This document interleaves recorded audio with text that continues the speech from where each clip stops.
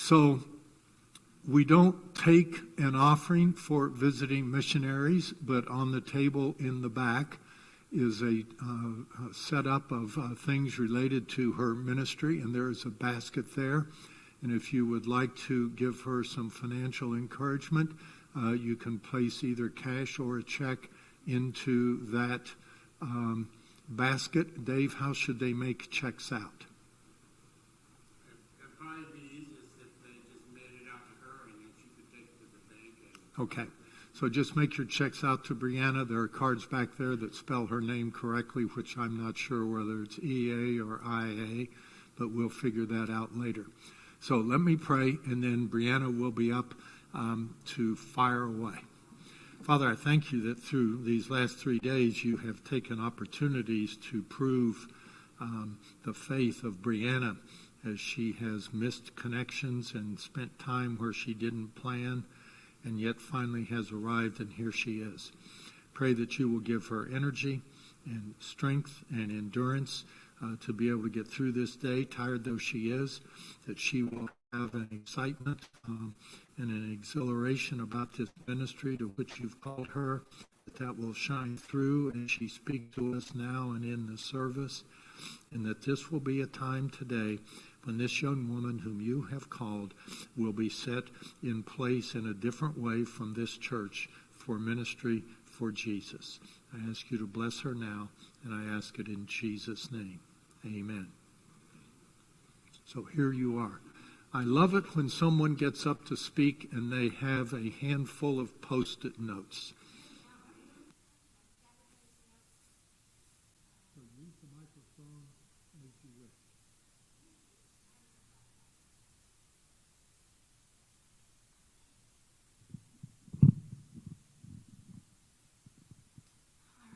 Good morning. My name is Brianna Whatley, and I'm really excited to be sharing what God has done in my life and the way He's leading me. Pastor mentioned that the last 3 days have been crazy for me, and it's because I'm a teacher, and we just wound up our school year, so we had graduation ceremonies and everything to attend while I was moving out and had to submit grades. And so I'm running on very little sleep and a lot of God's grace. Last night, with the weather, all of my flights were delayed. And I was supposed to arrive here at 11:30 p.m., but I think I got in at 2:30 a.m., which was 4:30 my time. So I'll get a nap hopefully this afternoon. But if I seem a little distracted, that's why. All right, are we good to go with the presentation? Okay. In the meantime, I think I should have some time at the end, so if you have any questions, I'll be able to answer those. All right, so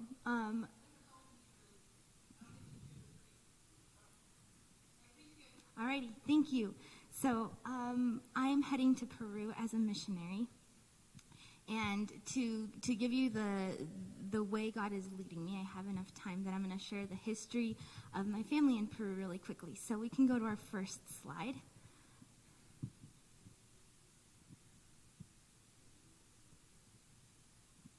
Awesome. My parents are missionaries. So my dad is there. He is the brother of my Uncle David. And there are 7 children in my family. 2 of us are biological, and we have 5 adopted siblings. And the really sweet thing about the way my family was put together is that my 5 adopted siblings are siblings of each other. And so they didn't have to be separated. And they were an answer to prayer because my parents couldn't have kids for 12 years. And then they had 7 kids in 7 years. So God definitely answers prayer. But I think I have another picture up there as well. We can go to the next one. I was going to say this one was a little too corny, but I won't do that to you. All right, so this is our family. This is outside of our house in Arin. It's in the Urubamba Valley, and I'll have some more pictures of that for you next. But, I did this in a different order. Here, if I sit here, can you still see me? All right. So I will sit here so I can see what I'm supposed to be talking about.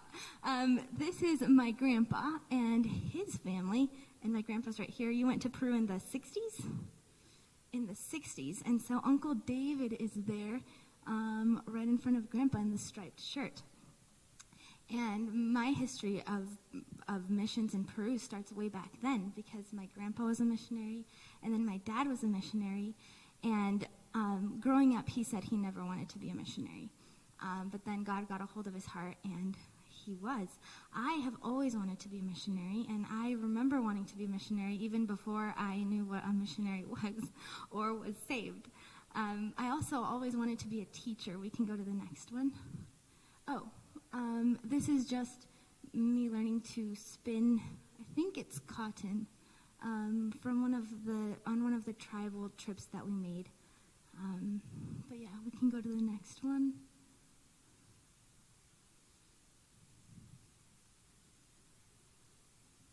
It's okay. All right. This is my little brother and one of his friends, and I don't know what I was teaching them. I was probably 8 or 9, but I would make them sit and listen to me. So I've always enjoyed teaching, and now that I've studied a little, I think I have something to actually teach. But we can go to the next one. Because of my desire to teach, I think a lot of that stemmed from my mom. And I'm going to spend some time on this slide. She had always felt guilty about having good educational options for her children. We were homeschooled, but we used a lot of Christian curriculums, and they don't have options for any form of Christian education or education that encourages parent involvement in Peru. Homeschool isn't a thing. No one's ever heard of it. A lot of parents don't have past maybe a 5th grade education, so that's not an option. And then Christian schools are pretty unheard of, and so the options parents have are secular schools, both public and private. And they not only discourage parent involvement, they deliberately teach the kids not to listen to their parents. Because Peru had a history of poverty, and it's been improving. We'll see how it goes with the elections. But a lot of parents are uneducated and have very low paying jobs. And so teachers tell the kids, if you don't want to end up like your parents, you can't listen to any of their advice. They don't know what they're doing. They haven't been trained. They can barely read. How are they going to help you make life choices? You have to come to us. And so kids are indoctrinated to not listen to their parents, and parents have no voice in the education. They can't say, I don't want my kids to participate in this event or sit out of a certain class, or they don't even let parents chaperone field trips. So I remember being maybe 12 or 13 and losing a lot of my friends, just them leaving the church, leaving God. And that was a really, really hard thing for me. And I think it's because, one, the kids didn't have any training in understanding their faith, and it was just their parents' faith. And the other issue is a lot of our believers are first-generation Christians, and they don't know how to answer the hard questions that their kids come with. You know, what about evolution? And what about gender identity? And all of these things that a lot of the parents have never even heard of, and they don't know how to address them. And so it was a burden on my mom's heart to be able to teach and offer options to the Peruvians. And in 2012, that finally became a reality. My siblings and I were old enough that we could homeschool ourselves. And another missionary family came, and Aunt Beth, we call all the missionaries aunt and uncle. She's not actually my aunt. But Aunt Beth Rojas and my mom opened a little Christian school. I have some of the facts here wrong. There were actually 28 students that first year. And they opened it using some online curriculum from Mexico and did kind of a homeschool online format. And it was pretty crazy, and there was a lot of opposition. People were afraid of sending their kids to a clandestine school with teachers that weren't trained. And one of the big blessings was that the first year there was a graduating class. The kids got into college and did well. And so that was kind of a confirmation to the community that it was a legitimate education and that we weren't a cult. But the first year we had about 28 students, and we were in one classroom. And by the second year, we can head to the next one. This is Aunt Beth Rojas and her family, and they are still in Peru right now. And they're still at Heroes of Faith. This is the schoolhouse in the format we did. I joke that we did social distancing before it was cool. But the kids worked independently, and I was, I think, a sophomore in high school, and I would go and tutor kids in the morning and teach a couple subjects. I didn't teach a full class, but I would teach a lesson here and there and did a lot of grading, and then I would go home and do my school in the afternoon. And I loved it, and that was definitely confirmation to me that I needed to study education. But this is the second year.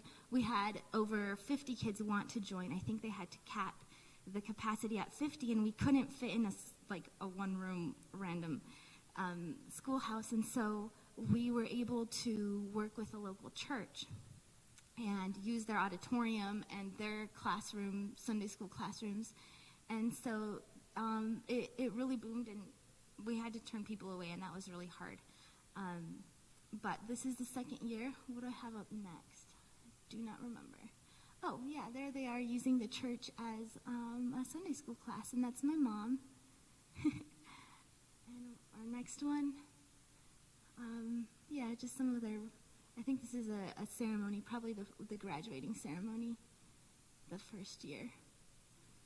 And then we had one of the requirements for people as students is that they had to have one parent had to volunteer, I think either one morning or one afternoon a week. And that not only encouraged parent involvement, but it also helps address some of the underlying issues of parents feeling inadequate to help kids with homework. They got to listen in on the lesson. And so not only are the kids educated, the parents are also educated in a way, and they're involved, and so they have more control. But there we go. Then I graduated, I think in 2015. And I knew I wanted to study education, and I already had a couple siblings at Bob Jones University in South Carolina, and I had some scholarships, and so I went there, and I studied middle school English and history. And I chose English because if you can speak English, you can go anywhere in the world. Even if you're just an English speaker, but if you're an English teacher, a lot of times you can get into countries that are closed to missionaries. And I knew I was supposed to be a missionary, and I knew I wanted to teach, but I wasn't positive I was going to head back to Peru. So I was keeping my options open with studying that. And here's just my group in college, and it was a really good time. This is graduation. I graduated with one of my brothers, Caesar. And then I headed to a Christian school in Texas called Macedonian Christian Academy. And the reason I did that was when it was very clear that it was God's will for me to join that school. I had met with a lot of other Christian schools, and what stood out about that school wasn't just that they were going to teach the kids information, but they were actually training the children. And it had a big discipleship focus. And so while I was there, I was able to disciple people, but I was also discipled. And it was a really growing environment. I've been at that school 2 years, and I think it's really shaped my outlook in my adult life. And hopefully I can take that with me to Peru. And that was my whole purpose for studying, or for teaching at a Christian school. I knew if I was heading back to Peru, I wanted to have a model I could follow that worked. And so I committed to the school for 2 years, and here are some of my students on our break.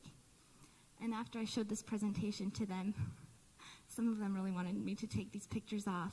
And I said, because they're so bashful, I said, if you send me something else, but they didn't. So here is our classroom. 1 year was a storage room, but we made it work.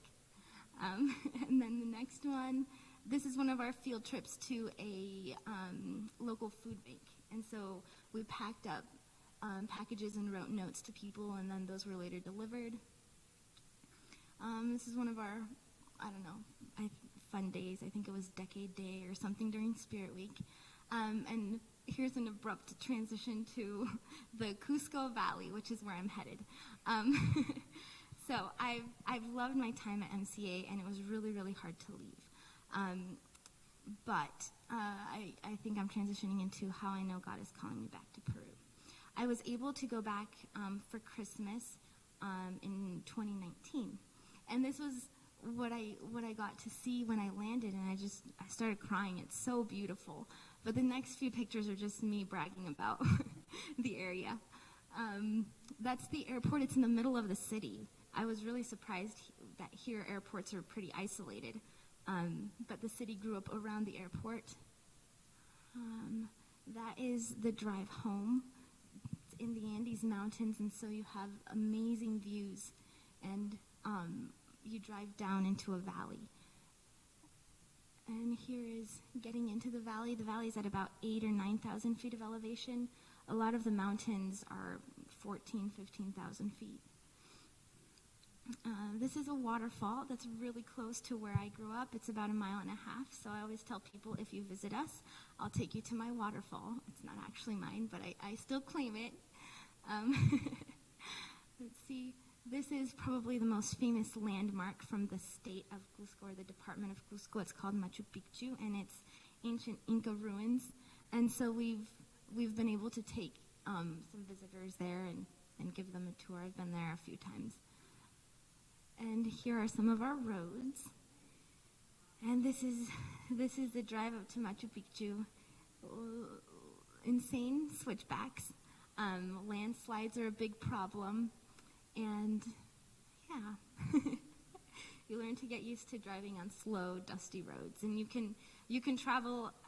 We've had people time it. And as the crow flies, we traveled, I think, 180 miles, and it took us 8.5 hours because of the switchback. So distance is measured in time, not necessarily in actual distance. This is the view from our kitchen window. Since the time I've left, my parents have transitioned onto a jungle ministry because of my dad's health. And the house that I grew up in is now an orphanage. And it's run by a Christian couple, and it's really neat that it's still a house that's for the ministry. But now they get to enjoy the view. Peru, if mountains aren't your thing, we also have deserts, and we have jungles. And yeah, I always encourage people. I tell them I'm here presenting my ministry, but I'm also recruiting. Here is Christmas 2019. It was the first time my siblings and I were all together in one place, I think in 9 years. And since then, a couple of them have gotten married. In the front row, you have my oldest sister and my oldest brother, and they're each married, and they both have 2 kids. My sister, if you could pray about this, has a C-section scheduled, I think, on June 15th.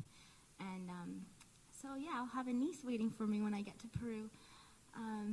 But aside from spending time with family, another thing I got to do was visit Héroes de Fe and see how it was going. Brianna, go Yes. back to that previous slide Here we go. and identify people. The guy in the red shirt is your grandfather, Bob. Yes. To the right is your dad, Tim, and to the right is Barbara, your mother. Is that right? Yes. So So- those are my parents. Next to them, the tallest one is my little brother, Caleb. And then there's me. And then in the front row, we have Adriano, my nephew, and my brother, Fernando, his wife, Yuli. She is holding their baby, Angelo. And then next to Yuli is Flora, and her youngest, well, at the moment, was Caleb, named for the Bible, not for his uncle. They made that very clear. And is she the one that's expecting? Yes. And so they just texted the family group chat saying that everything is going well and to just keep praying. Next to her is Alex and their oldest daughter, Melody. Brianna, folks know that Alex is actually A pastor. pastor missionary as well. Yes. So Flora and Alex are missionaries to the jungle area, and since we have people who have a background here, one really special thing is that my grandpa, and this is where Uncle David grew up, had ministry in the region and to a tribal group. And there was a lot of fruit with the tribal group, but there are mountain people that have moved in, and from what I've heard, there wasn't a ton of fruit. It was a very closed-off region. Well, that's the area that Flora and the rest of my siblings are adopted from. And now she has been able to go back with her husband, and they've started a church there, and it's really flourishing. And I think the seeds that have been planted in previous generations are ready to harvest. And so that's a really neat thing. Right now, they're not in the jungle. They're in the mountains closer to better medical care, but once she has the baby, they'll head back down. Okay, the people on the top left. Yes. So the guy on the furthest corner in the black shirt, that's my brother Freddie. And next to him is Sonia, and next to her is Caesar. And they all graduated from Bob Jones University. And they all live in Atlanta, Georgia right now, and are all working. And pray for them. They all attend church. I don't know how much they feel that they need the Lord at this stage of their lives. They're really successful young people and have great social lives, and so I think they're preoccupied, and I'm hoping that they feel the need for God and that He can become their priority. But yeah, there's the full circle. All right. Yeah, we were able to spend time together as a family, and that was wonderful. But another thing I got to do was visit Heroes of Faith, and I met good news and bad news. So let's start with the good news.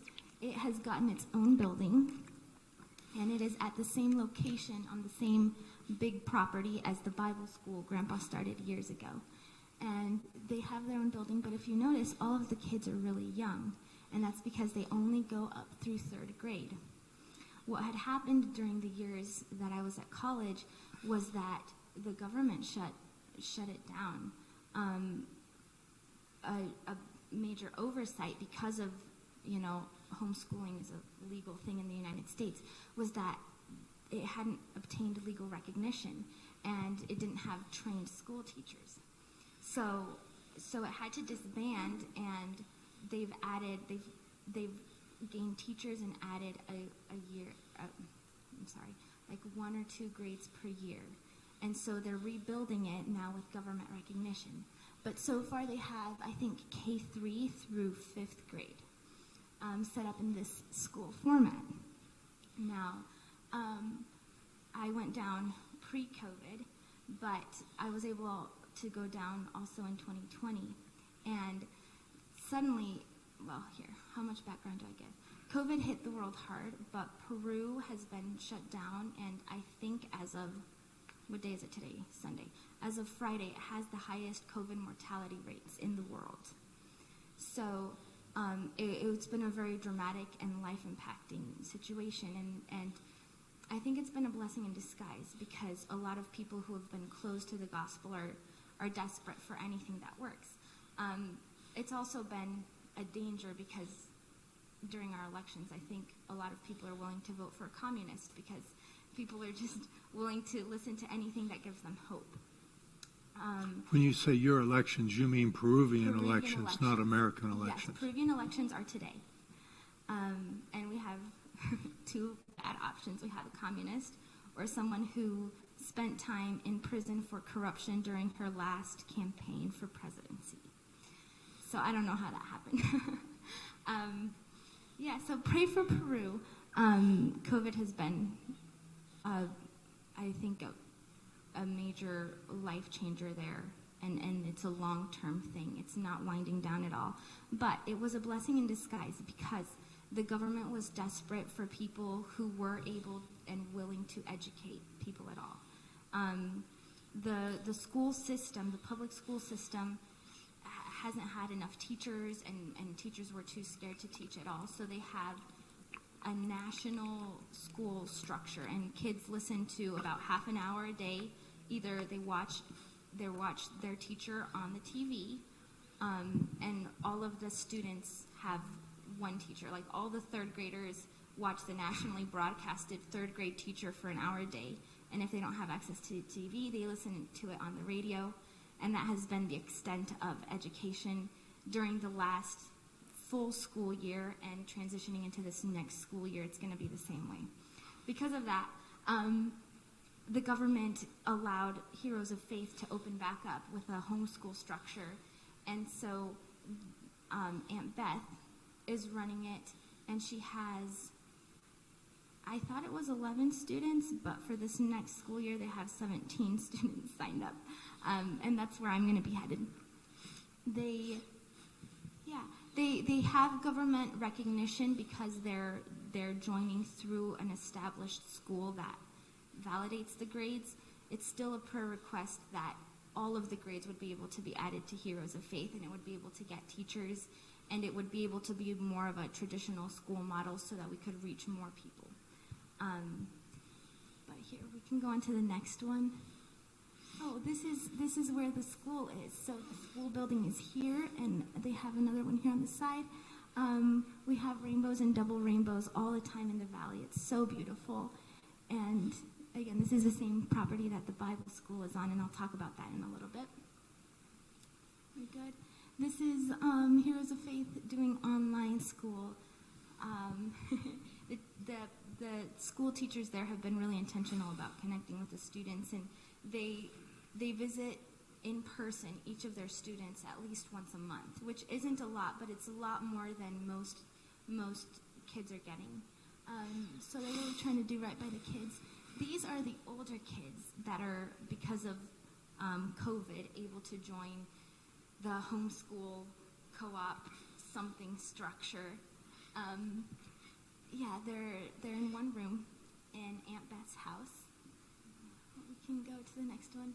And what she's done is she's had them come from like 8 a.m. and just stay all the way to 4 p.m. And she has several kids herself, and so they all eat there, and it's kind of one huge family. There are 7 grades in one classroom. It obviously would be unthinkable for one person to teach all of those grades. So she has them structured so that they work independently, and she monitors them. But she does teach a couple classes, especially to the higher grades, because there's no curriculum available. And obviously she has to do all the grading and all of that. She also translates a lot of the materials they use. So that's what she does. But here, let's go back.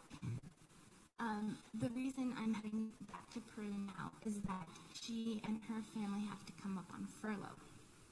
And like I mentioned, my mom is no longer at Heroes of Faith, and they wouldn't be able to have a school year without a teacher. And so Aunt Beth had been praying for someone who has experience with homeschool and hopefully training to be a teacher so that it would be more approvable to the government, and experience with English so that I could translate materials. And all of this happened when I headed down for Christmas. And so she said, oh, this is what you're supposed to do. It's the will of God. And I said, whoa. I'll pray about it. And it's just been confirmation, because the school that motivated me to become a teacher now needs a teacher. And I've been able to get the training and the experience that I think I need. And so that's the ministry that I'll be stepping into. I'm a little intimidated, honestly, because I'm very relational, and that part is easy for me, but being the principal and the structure and the discipline is not my natural strength. So pray for me to be able to maintain an environment that encourages growth in all areas. And I don't know exactly what I'm getting into, to be honest. Yes, it's lots of prayer and moving in faith, but this church has been instrumental in this, because the day I let Aunt Beth know that I was headed back to Peru, I started praying about how I was going to make that happen financially. What was I going to do? Because I've interviewed and even tutored online some, and so I thought I could do that and support myself financially that way, and then teach during the day as my ministry, and then do that at night or maybe on the weekends, or I could do something like that. Or I could go through and try to raise missionary support and follow this order. And I was praying about which route God wanted me to go. And the next day, Uncle Dave called me. And I was really surprised, because this church has been supporting me as I taught at Macedonian Christian Academy these last 2 years.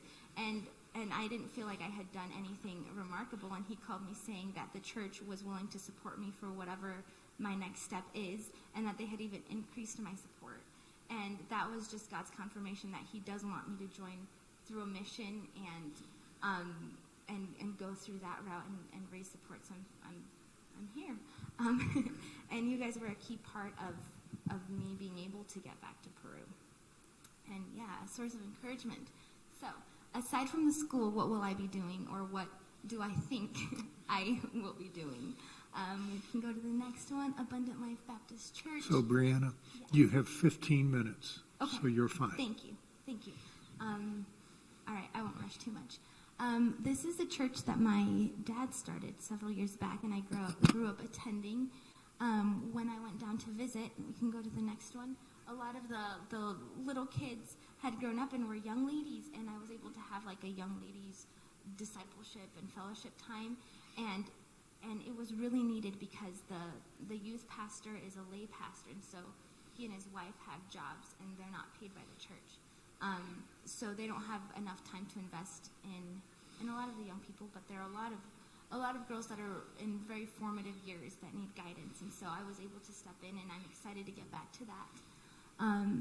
Then Sebik Bible School, it uses a lot of translators from the States. The way it gets a lot of its teachers is that teachers from the States go down for 2 or 3 weeks and teach an intensive course, and someone there translates. So I would be available to translate for that. If they need me to teach something, especially writing, I could do that. So I'm open to that. I'm not sure exactly what that will look like. These are some of the students there. And then medical missions interpreting. I've had some people, well, a lot of doctors from the States go through a program, and they give their summers overseas. And they do medical missions, and so people get medical treatment, but while they're waiting in line, they get spiritual treatment, and they need translators for that. And I've not been able to help because I was here, but I had contacts that are saying, hey, when you get back here, you need to do this. So I'm excited to be able to participate in that as well. And then the Creation Museum, here on the right, yes, on the right you will see my grandpa, and the Creation Museum has been one of his lifelong projects, and he has all the fossils for it, and he's registering with the government. The next step is going to be to actually set them up and make displays that are going to be visually appealing but also informative. And this is also on the same property as the Bible school. So what's kind of happening is that it's a hub of training, and I've thought, we want to avoid just a bubble of like Christians, we're only interacting with Christians and we're closing in, but that's not what it is. It's kind of like boot camp. People come to get training so that they can defend their faith and they can go back to their communities and reach out. And that's the structure that they've been following, and this area is going to provide resources, and I don't know exactly what my role will be in that, but it's what I'm headed towards. Where I am now, I joined Baptist Missions. I am cleared to head out. All the paperwork and all of that is done. The vaccines are done. Praise God. Another church here in California has covered all my moving costs. So it's just been one answer to prayer after another. Financially, I'm at half of my monthly support. But the mission, because I need to be in Peru, has cleared me to go down with whatever I have. And I can finish it raising it later. And I've had a lot of like one-time love offerings. And so that will supplement whatever I'm missing for the first few months. And if after that I do need to take up a part-time job or something, I'm open to whatever I'm supposed to do. Let's see. So let me go back to that slide. Mm-hmm. Let me make sure I understand. So for you to be able to minister in Peru without a part-time job, mm-hmm. you need a total of $600 a month. Yes. You currently have $300 of that. Yes. 150 of that is coming from us. Mm-hmm. So you've got another church giving you another 150, It's, or several it's- churches yeah, adding. it's actually individual people. So I Okay. have a couple, and then yeah. So on this trip that you're on now, you're going to visit other churches in the next 2 or 3 weeks, Yes. attempting to fill in the gap of $300. Yes. So when then do you plan to go to Peru? Well, if there are more churches lined up, this is my first church. Thank you for letting me practice on you. But then I have churches lined up the next 2 Sundays. If there are more churches that are willing to let me in, I will stay longer. I do need to be down there by the beginning of July. So Grandpa's- 3 weeks from now. Yes, Grandpa is heading back June 23rd, and it's everyone's prayer that I would be able to finish everything in time to head back with him. Okay, so David, once she gets through these next 2 weeks, I think it's First Christian and Community. Grace Baptist in Reading and First Christian here in town. Not at Community Baptist, not at Grace Baptist. Okay, so keep us, the deacons, posted on what happens the next couple of weeks so we can see what's there. Okay. And if any individuals feel the burden to support this ministry, then we can facilitate that. You can make that known to David in the foyer afterwards. Okay. Alrighty. I also have an email list, and I send out prayer updates, so you can sign up for that. But I have, I think, one more slide, and then I'll be ready for questions. I would pray that as I go through this process, I continue growing in my faith. Each step of the way God has guided in these answered prayers, even in little things. I had wanted something to display and something from Peru to be able to show you guys. And I didn't have anything because I had just moved. But this morning, my Aunt Becky ran through her house and grabbed all of their mementos from Peru. And so we have things that you can see there in the back. And even just little things like that God doesn't have to do, but he's so good and he delights in giving good gifts. And so I've enjoyed that. It's really special. Then June, this is my month to rest because when I get to Peru, it's hitting the ground running and I'm in charge of 17 kids, 8 hours a day. And then for me to be able to finish raising the support that I need, I'm going to transition into a new academic structure and that adjustment just so that it would be smooth. For housing and transportation to be smooth, as it stands right now, I will be housed at the actual school. So my regular commute won't maybe going down the stairs. But I don't have a vehicle scheduled in my budget. I'm a little afraid of driving in Peru, so I don't know if that's what I'm supposed to be pursuing. So like right now my plan is to just use public transportation and just to be safe doing that. Then legal recognition and teachers for Héroes de Fe as it continues to grow. We would love to get everything cleared with the government. We need more trained teachers that the government will approve of that are Christian and can teach from a Christian perspective. And I wanted to include some answered prayer at the end of the school year. I was kind of a frazzled mess for a while because I kept thinking I have to think forward to going to Peru, but I have responsibilities here. And I think God allowed me to be very focused and continue to minister to the kids there. And it was really hard to say goodbye, and it's never been so hard for me to say bye before, and it's probably because I don't think I've invested in people the way I had. And I was like, I regret caring about people because it makes it harder. But it was just beautiful to see God use, I don't even know if what I did, but just my willingness to be used. So that's been a big growth for me. And then all the process of joining the mission is completed, and I'm already cleared to go, even if I don't raise the support. So I'm not stressed about that. I'm just going to keep trusting God. Yeah. How much time do we have? So you have 7 minutes for questions, 7 minutes. and I'll give you a 1-minute warning. Perfect. Thank you. So, time for questions or comments or smart remarks. Yes, ma'am. Here's Shirley. Yes. 1 minute. The name of the school in Spanish is Héroes de Fe. Héroes de Fe, and it means heroes of the faith.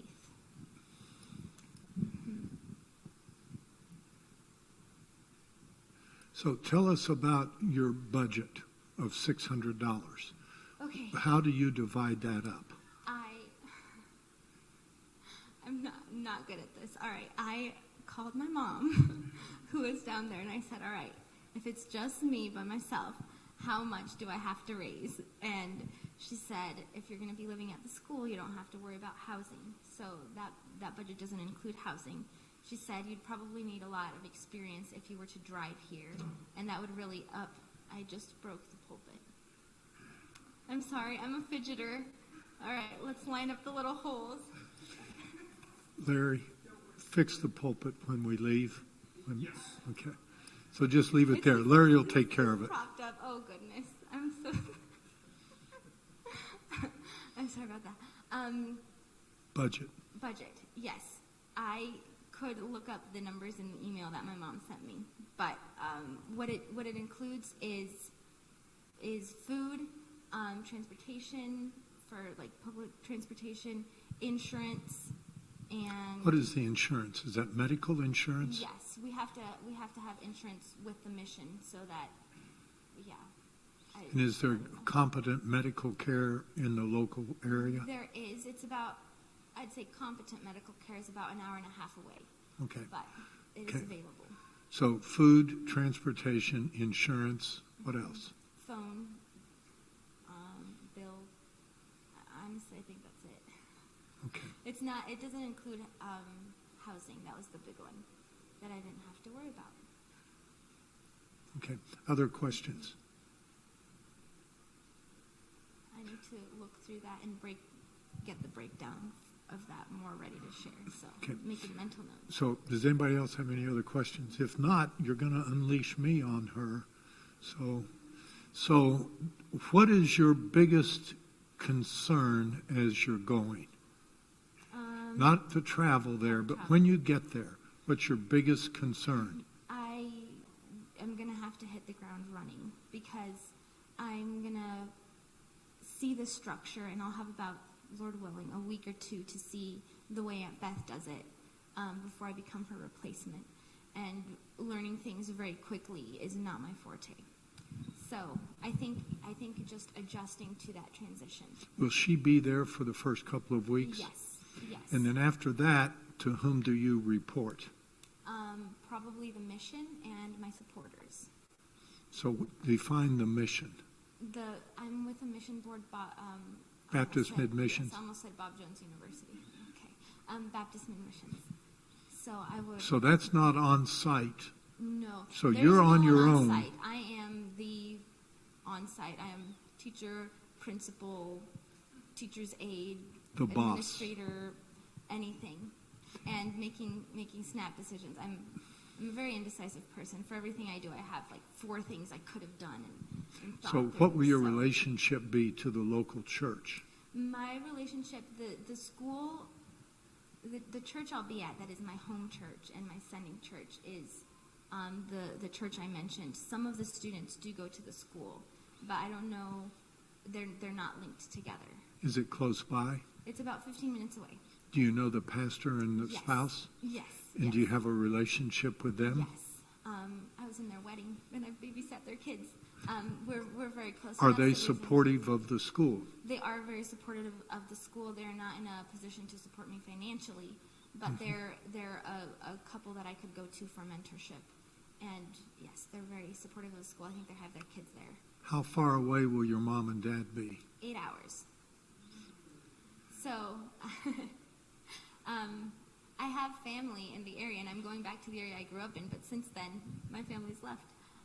So yes, they're 8 hours one way, and then my sister will be 8 hours the other way. My brother Fernando is going to be about 15 minutes away, though, so I'll have some backup. Grandpa is within walk distance, so I can call him in panic mode. How is your relationship with Rachel Garvin?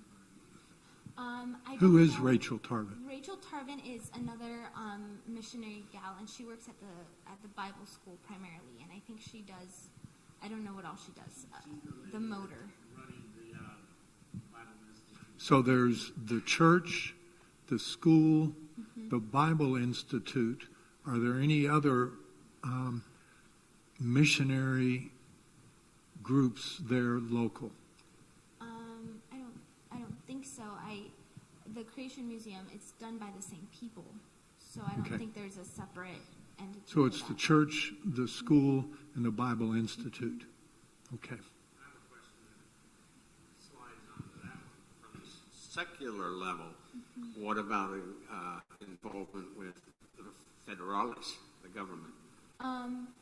The Bible school has permission to function. It's not accredited with the government at all. The Heroes of Faith Christian School it's got permission officially as a school through 3rd grade, and then the high school has permission because of COVID, and we're hoping that'll be able to transition into a long-term exemption or something like that. But the high school is separate from you. I will be at the high school. I'll be with the big kids. So I'll be doing grades 6 through 11 because they only have. Is that in the same building with the K through 3? No, I did not mention that. That'll be, I don't know how long of a walk it is, maybe 12 minutes. Same town, a lot of. Will you have any teaching responsibility to the lower grades or I any will not- I will relationship with their teachers? Probably with their teachers, but as far as teaching the kids, probably not.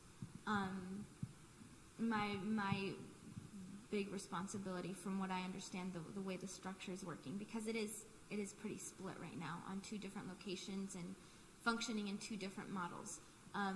My responsibility will be with the older kids, grades 5 Okay, through we 11. got 1 minute. I've got one more question. Did someone have a question? Shirley's got a question. Go ahead, Shirley.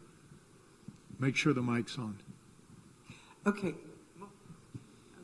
So here, our students normally start school around 5 years old, and they're out by 18 usually. How does that compare to when they start school over there and finish? Kids are not required to start school until they are 5, but the schools have limited slots, and if you don't have your kid already in school by 3 or 4, it's hard to get a slot because they'd rather have a kid who's already trained. So most kids are starting school at 3. A lot of them are like potty trained at school, not even at home. And so they start really young, and since it ends in 11th grade and they start school so young, a lot of people graduate at 16 or 17. 16 is pretty normal. 17 isn't unusual. If you're 18, then you were bad in school and got held back. So we need to close. Bob, will you and Brianna come back to my office with the deacons and me, and we'll pray. Larry, if you'll move the pulpit around like you know how to do and fix whatever she broke there, do it for a modest fee. We can't afford much.